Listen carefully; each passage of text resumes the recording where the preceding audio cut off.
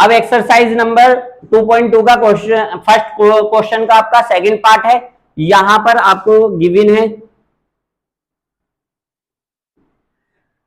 4s² minus 4s plus 1।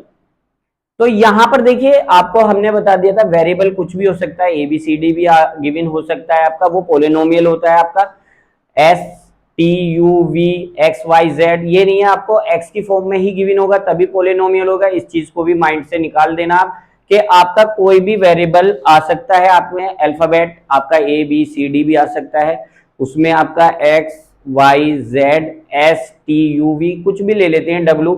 तो इस type से ये जैसे x की फॉर्म में आपका पहला वाला पोलिनोमियल था हमारा x की फॉर्म में था और ये s की फॉर्म में, बट सोल्व सेम करना है इसको भी, बट डिजिट चेंज है। प्रोसीजर आपका जो मेथड है हम वही अप्लाई करेंगे।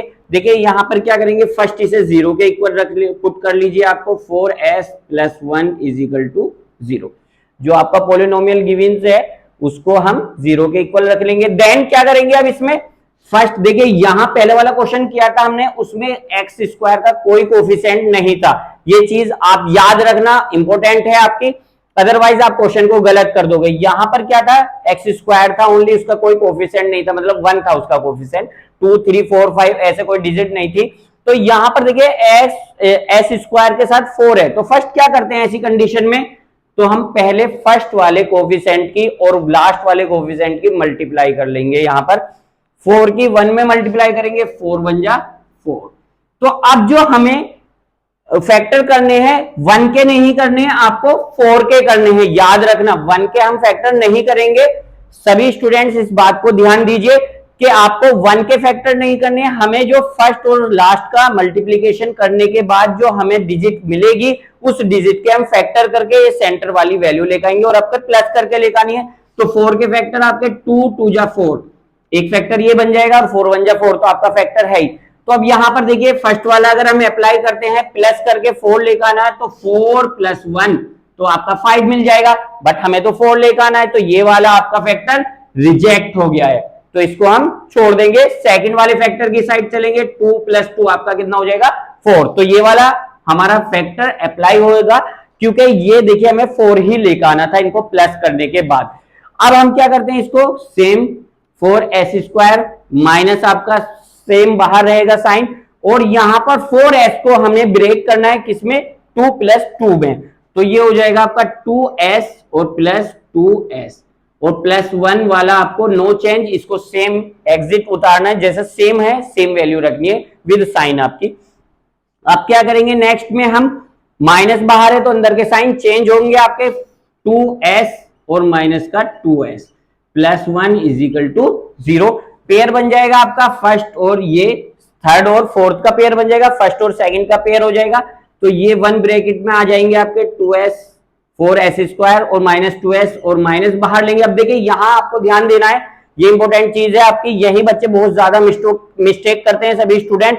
यहां पर हम देखिए अब माइनस साइन बाहर ले रहे हैं ब्रैकेट से, मतलब माइनस कॉमन ले रहे हैं, तो ये हो जाएगा आपका 2s और ये वाला साइन आपका चेंज होकर -1 हो जाएगा, ना कि आपका प्लस रहेगा। इस चीज को आपको याद रखना है, बहुत इंपॉर्टेंट चीज है ये यहाँ पर, अदरवाइज आपका क्वेश्चन गलत हो जाता है अगर साइन भी आपके प्लस माइनस में आप इसमें प्रॉब्लम कर देते हैं चेंज करने में। तो यहाँ पर अब देखिए सिंपल सा आपको कॉमन ले लेना है। तो यहाँ पर देखिए एक तो s तो कॉमन दिखाई दे रहा है आपको, बट 2 कॉमन भी है हमारा, जैसे 2 2 जा 4 लिख लेंगे, तो ये वाला 2 ये वाला 2 आपका कॉमन है, और s भी यहां पर कॉमन है आपका, तो ये हो जाएगा 2s माइनस का 1।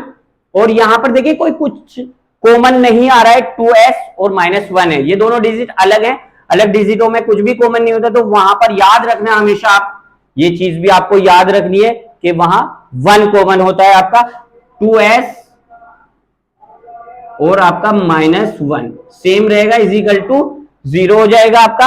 अब यहां देखिए 2s -1 और 2s -1 सेम हो गई आपकी डिजिट, तो यहां पर आपका ब्रैकेट सेम हो गया, 2s -1 एक ब्रैकेट कॉमन आ जाएगा आपका, और 2s -1 दूसरा ब्रैकेट भी आपका, सेकंड ब्रैकेट भी 2s -1 मिल गया है आपको। तो अब यहां पर हम इसको वही 0 फाइंड करेंगे, इफ कर लेंगे इसको, 2s -1 इज इक्वल टू 0, ये हो जाएगा 2s is equal to 1, minus का उधर जाके प्लस हो जाएगा।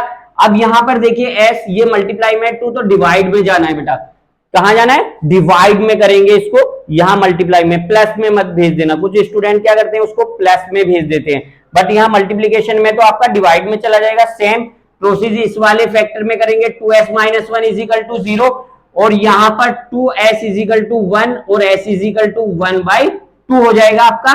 तो यहां पर आपको दोनों जीरो मिल गए हैं, आपके जीरो आ गए हैं, 1/2 और 1/2 दोनों प्लस के आ गए हैं। अब देखिए इनके कोफिशिएंट के अकॉर्डिंग हम इनके सम ऑफ जीरो और प्रोडक्ट ऑफ जीरो फाइंड करते हैं। तो ये आपको अगेन आपको लिखना होगा आपका 4s² जो आपका गिवन है 4s प्लस का 1। अब इसकी कंपैरिजन करेंगे हम as²। अब x नहीं लिखना, जिस फॉर्म में आपका पॉलिनोमियल्स है उसी वेरिएबल के अकॉर्डिंग फॉर्म में लिखना है आपको as² प्लस का bs प्लस 1। ओके, ये बात भी आपको ध्यान रखनी है, अदरवाइज आपका क्वेश्चन गलत हो जाएगा। तो a आपका कितना हो जाएगा, यहां कंपैरिजन करेंगे तो a की वैल्यू आपकी 4, b की वैल्यू -4 और c की वैल्यू, सॉरी ये c हो जाएगा, c की वैल्यू आपकी 1 हो जाएगी यहां पर। तो अब इसका हम सम ऑफ जीरो फाइंड करेंगे, सम ऑफ जीरो। तो सम ऑफ जीरो क्या होता है आपका -b/a, मतलब के x का कोफिशिएंट और x² का कोफिशिएंट आपका नीचे डिवाइड में आ जाएगा। तो यहां पे इनकी वैल्यू पुट करेंगे, यहां पर हो जाएगा आपका -b और माइनस का 4 हो जाएगा, और a की वैल्यू आपकी 4 और ये माइनस माइनस प्लस 4/4। देखिए यहां पर b की वैल्यू आपकी -4 है, b की वैल्यू -4 आ गई है, और आपकी a की वैल्यू 4 नीचे आ गई है आपकी, और माइनस ऑलरेडी हमारा वो फॉर्मूले में होता है वो माइनस रहेगा, आपका माइनस माइनस आपका प्लस हो जाएगा। अब यहाँ 4 1 जा 4, तो ये आपका 1 मिल जाएगा। अब देखिए ये सम ऑफ जीरो हमारा फॉर्मूले के अकॉर्डिंग आ गया है। अब हमारे पास जो सम वो आए थे आपके जीरो, उनका भी सम हम फाइंड कर लेते हैं। सम ऑफ जीरो ये हो जाएगा आपका 1/2 प्लस 1/2। सम का मतलब दोनों को प्लस करना है आपको बस। अब इनको हाफ आपको प्लस करोगे तो आपका क्या आ जाएगा 2/2, 2 1 जा 2, तो आपका ये भी 1 आ गया है। देखिए यहाँ पे सम ऑफ जीरो अगर हम कोफिशिएंट वाले फॉर्मूले से फाइंड आउट करते हैं तो इसके कोफिशिएंट के अकॉर्डिंग यहाँ पे भी 1 आ जाता है आपका, और सम ऑफ जीरो जो हमने जीरो फाइंड किए थे उनके अकॉर्डिंग भी आपका सम ऑफ जीरो 1 ही आ जाता है, दोनों इक्वल हो गए हैं, तो ये वेरीफाई हो गया है। अब सेकंड में इसको प्रोडक्ट ऑफ जीरो फाइंड कर लेते हैं, प्रोडक्ट ऑफ जीरो।